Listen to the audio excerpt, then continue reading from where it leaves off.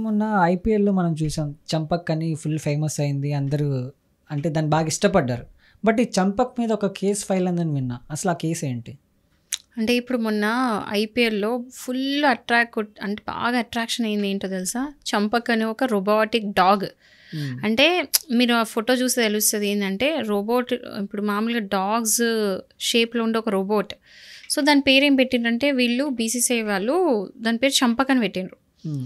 Basically ఏమైందంటే ఇక్కడ Delhi press పత్ర ప్రకాశన్ అని ఒక మ్యాగజైన్ ఉంటది. వాళ్ళు ప్రింట్ చేసే ఒక మ్యాగజైన్ ఉంటది.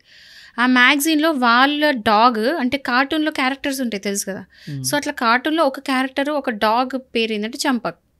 సో, వీళ్ళేమని కేసేసిండ్రంటే బీసీసీఐ వాళ్ళ మీద ఢిల్లీ హైకోర్ట్‌లో ఇది చంపక్ అంటే మా పెట్ డాగ్. మా కార్టూన్‌లో ఒక కార్టూన్ నేమ్ అది.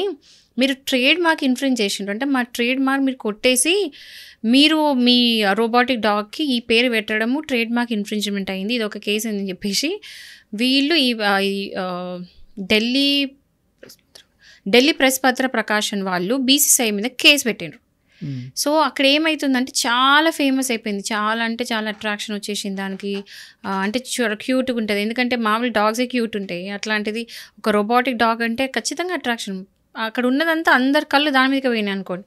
హ్మ్. సో, దానివల్ల ఫేమస్ అయిన తర్వాత మీరు మాది కొట్టేసి మీరు పెట్టిండ్రు. మా ట్రేడ్ మార్క్ మీరు కొట్టేసిండ్రు కాబట్టి మీ మీద కేసు పెడుతున్నాం. మీరు ఇంత కంపెన్సేషన్ కట్టాలని చెప్పేసి కేసేశారు.